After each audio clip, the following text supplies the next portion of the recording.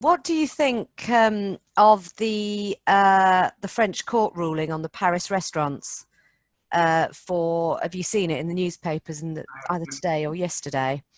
So Uh, I think there's a couple of issues there, Sarah. One, we've had obviously the FCA has intervened a few weeks ago. They're going to take a number of policies for review and a number of wordings for review.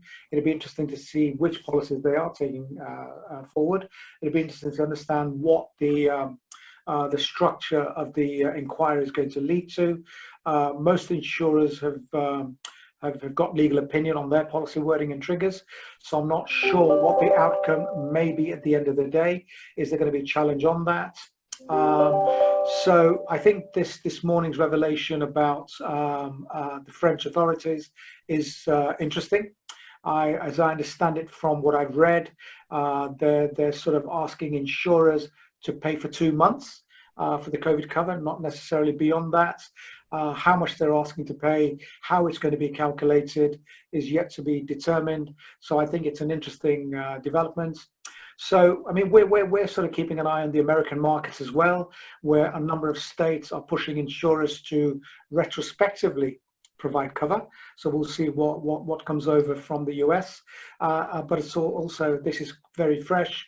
I'd like to see the detail before commenting any further, but it is an interesting move. And will that perhaps force the insurer's hand in this country? And again, what's that going to do to the balance sheet? What's that going to do to legal opinion? What that's going to do to the FCA inquiry?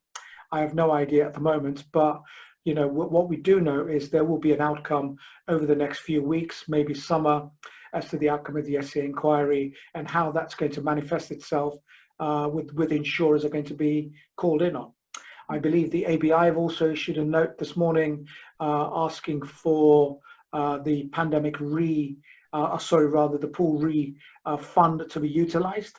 How is that going to be used? Which sectors are they going to apply? Is it going to be selective? So I think that also has challenges.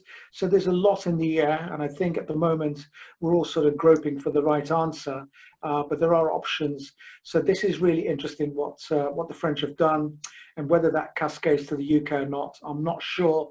But at the moment we are still part in the transition period of the EU, so whether that cascades to this country as well.